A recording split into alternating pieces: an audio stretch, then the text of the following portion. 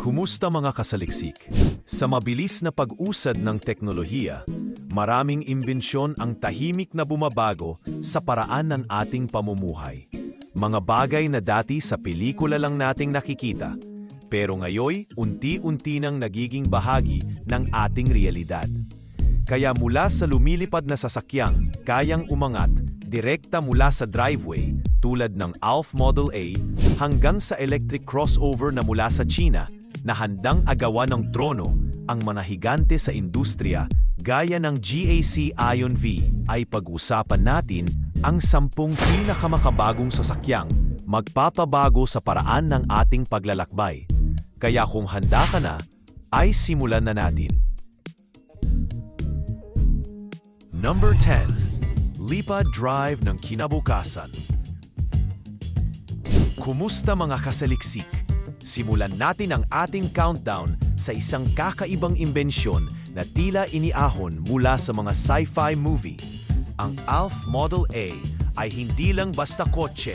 Ito ay isang flying car na kayang lumipad diretsyo mula sa driveway mo.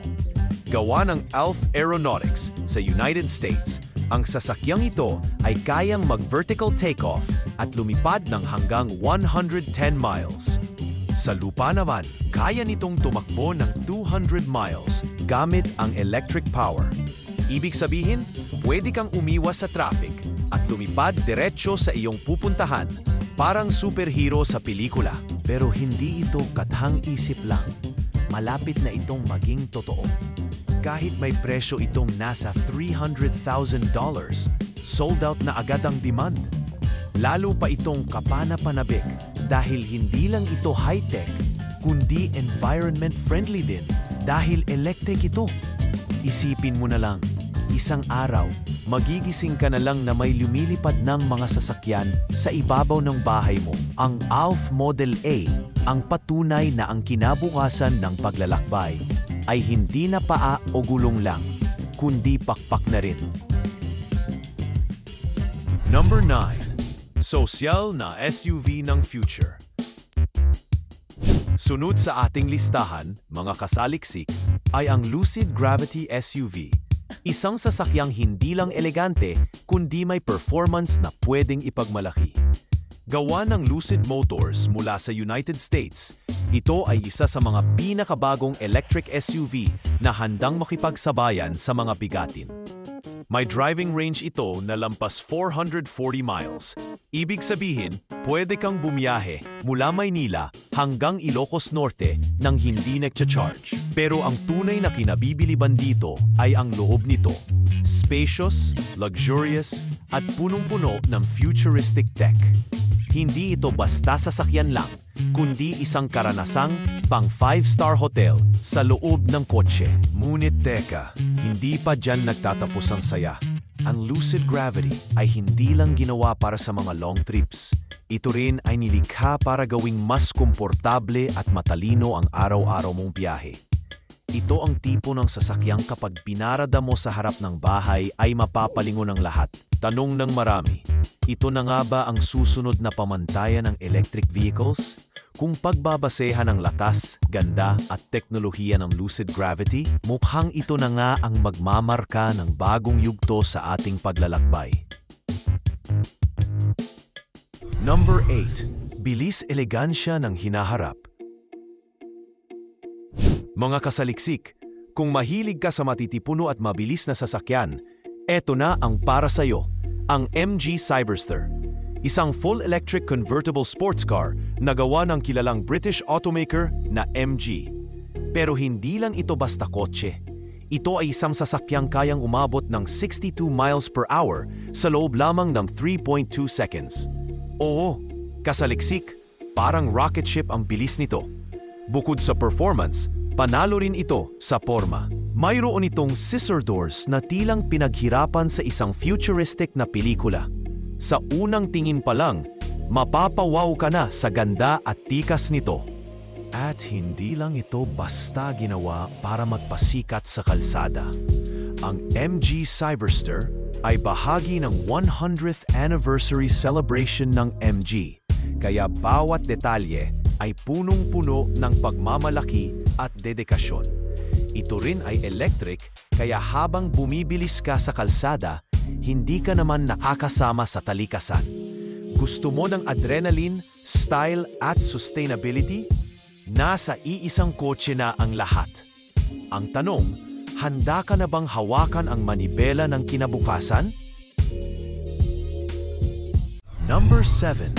Smart Taxi ng TechAge. Ito na mga kasaliksik, sumakay na tayo sa hinaharap gamit ang Waymo Robotaxi. Isa itong self-driving taxi na gawa ng Waymo, isang subsidiary ng Alphabet, ang kumpanyang parent ng Google. Pero teka, hindi ito basta-bastang robot taxi. Base sa pag-aaral, mas ligtas pa itong magmaneho kaysa sa mga tao. Gumagamit ito ng sensors at AI na kayang umiwas sa mga aksidente, sundin lahat ng traffic laws, at dalhin ta sa pupuntahan ng walang kahirap-hirap. Ibig sabihin, habang ikaw ay nagpapahinga o nagbabasa ng libro sa likod, ang kotse mismo ang bahalang magmaneho para sa iyo. At kasalukuyang iniikot ng Waymo ang mga syudad sa Amerika. Unti-unti nang pinapakita sa mundo ang bagong mukha ng transportasyon. Hindi na imposible ang ideyang wala ng manibela o driver sa hinaharap dahil narito na ito. Ang tanong, handa ka na bang ipagkatiwala ang buhay mo sa isang AI driver? Sa Waymo Robotaxi, mukhang unti-unti nang nawawala ang takot ng mga tao at napapalitan ito ng tiwala. Kasi kung ang teknolohiya ay mas maingat pa kaysa tao, baka ito na talaga ang susi sa mas ligtas at matalinong paglalakbay. Number 6. Sakay walang tuper. Mga kasaliksik sa panahon ngayon na puno ng traffic at stress sa biyahe, paano kung sabihin ko sa iyong pwede ka nang bumiyahe nang walang driver? Ipinapakilala ang Tesla Robovan, isang fully electric at fully autonomous na van na may kapasidad na magsakay ng hanggang 20 passengers. Gawa ng Tesla ang kumpanyang kilala sa mga makabago at matatalinong sasakyan. Ang Robovan ay para sa mga lungsod na gusto ng mas matipid, mas episyente at mas eco-friendly na transportasyon. Wala itong manibela, wala ring pedals, dahil AI na mismo ang magdadala sa iyo. At higit pa sa pagiging futuristic, ito ay disenyo para sa ride-sharing at commuting. Kaya't kung ikaw ay may pamilya, barkada o ka-team sa trabaho, pwedeng-pwede kayong magsama sa biyahe nang walang kahirap-hirap. Isipin mong papasok ka sa trabaho, pero hindi mo kailangang magmaneho. Makakapagpahinga ka, makakapagbasa o makakatulog habang si Tesla na ang bahala sa lahat. Kung ito na ang susunod na hakbang ng urban transport, mukhang paalis na talaga ang mga lumang style ng biyahe. Number 5. Range King na SUV. Next stop sa ating countdown ay ang kahangahangang Envo L60 SUV mula sa sub-brand ng Chinese EV giant na NIO. Pero teka mga kasaliksik, hindi lang ito basta electric SUV. Ito ay may abot na 620 miles sa isang charge. Oo, narinig nyo yon. Halos 2 biyahe paakyat at pababa ng Luzon ang kayang takbuhin ng sasakyang ito nang hindi kailangan ng charging stop. Sa panahon ngayon na mahal ang gasolina at mahirap ang kuryente, ito na yata ang pinakasulit na sasakyan para sa matagalang lakad. At hindi lang sa performance ka mapapahanga. May aerodynamic design ito na parang spacecraft at puno ng high-end tech na kayang makipagsabayan sa kahit anong Tesla model. Sa UK pa lang ito unang ilalabas sa 2025. Pero siguradong darating din ito sa iba't ibang bahagi ng mundo. Ang tanong, kung ang electric SUV na ganito katipid at kaangas ay maging available dito, handa ka na bang iwan ang lumang sasakyan mo? Kasi ang Envo L60 ay parang pinagsamang lakas ng electric power at futuristic design sa isang solidong SUV package. Number 4. Mini EV ng lungsod. Mga kasaliksik, Paano kung sabihin ko sa iyong hindi mo na kailangang magmaneho ng malalaking sasakyan sa masisikip na kalsada? Ipinapakilala ang Mobilize Duo at Bento, dalawang electric vehicles mula sa French automaker na Renault, na sadyang ginawa para sa mga abalang lungsod. Ang Mobilize Duo ay isang maliit na two-seater na parang kinokopya ang konsepto ng futuristic scooter at electric car sa iisang forma. Swak na swak ito para sa mga estudyante, empleyado o kahit delivery riders na gusto ng mabilis at eco-friendly na transportasyon. Samantala, ang Mobilize Bento naman ay isang minivan na bagay sa mga negosyo, lalo na sa mga nagdi-deliver sa matataong lugar. Kayang-kaya nitong lumusot sa masisikip na kalsada habang nakakatulong sa pagbabawas ng polusyon. Parehong ilalabas sa UK sa 2025, ang dalawang sasakyang ito ay nagpapakita na ang hinaharap ng transportasyon ay hindi lang malaki at high-tech, kundi maliit, praktikal at makakalikasan din. Kung lagi kang abala sa lungsod, ito na yata ang sagot sa problema ng traffic at espasyo. Number 3. Electric rocket ng kalsada. Ngayon mga kasaliksik, ihanda na ang inyong seatbelt dahil heto na ang Zinger 21C, isang hypercar na parang sinilaban sa bilis at inobasyon. Gawa ng Zinger vehicles mula sa United States, ang sasakyan ito at hindi lang mabilis, ito ay insanely fast. Kaya nitong umabot ng 253 miles per hour at mag-accelerate mula 0 to 60 mph sa wala pang 2 seconds. Pero hindi lang bilis ang puhunan nito dahil ang buong sasakyan ay gawa gamit ang 3D printing, AI at robotics. Ibig sabihin, bawat parte nito ay perpektong nilikha ng makina. At kung sa tingin mo ay para lang ito sa mga karerista, nagkakamali ka.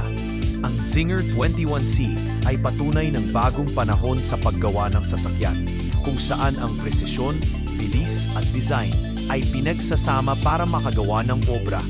May presyo itong lampas $2 million, pero ito ay investment hindi lang sa sasakyan, kundi sa kinabukasan ng automotive industry. Parang sinasabi ng Zinger 21C na, "Welcome to the future. We're not slowing down." Kaya kung ikaw ay fan ng engineering marvels, ito na ang bagong poster car mo. Number 2. Lipad sakay sa iisang susi. Kasaliksik, ito na ang isa sa mga pinaka-wild na imbensyon sa ating countdown.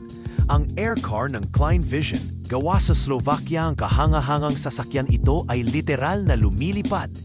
Isipin mo to, mula kotse, magta-transform siya into airplane mode sa loob lamang ng less than 2 minutes. Hindi ito science fiction. Totoong makina ito na may lisensyatang lumipad. Sa daan, kayang tumakbo ng hanggang 120 miles per hour. Pero kapag nasa ere na, aabot ito sa taas na 15,000 feet.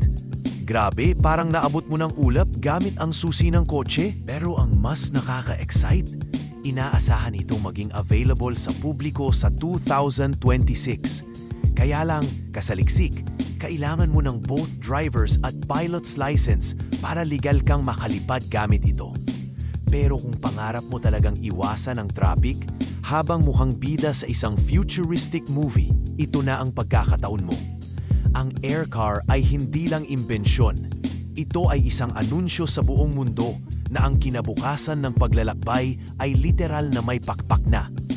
Ang tanong, handa ka na bang lumipad pa uwi mula sa trabaho? Number 1. EV King ng China. At heto na, kasaliksik ang nangunguna sa ating listahan. Ang GAC Aeon V, isang electric crossover mula sa China na handang makipagtagisan sa mga kilalang EV brands sa buong mundo. Pero hindi lang ito basta Chinong sasakyan. Ito ay puno ng advanced driver assist systems, luxury-level interior, at eco-friendly features na talagang kahanga-hanga. Target nitong manguna sa UK market sa 2025 at sa dami ng features nito, Hindi malayong nakuha nito ang Corona bilang EV King ng bagong henerasyon. At hindi lang performance ang alok nito, ang Ion V ay parang pinagsamang ginhawa ng hotel suite at teknolohiya ng spacecraft. Isang karanasan na mahirap ng talikuran kapag nasubukan mo. Gamit ang eleganting disenyo at intelligent systems, ginawa ito hindi lang para sa biyahe, kundi para sa lifestyle. Sa panahon ng global push para sa green teknolohiya, ang GAC Ion V ay tila sasagot sa tanong, pwede bang pagsamahin ang sustainability at karangyaan? Ang sagot, at ito na yun. The future has arrived. Kasaliksik.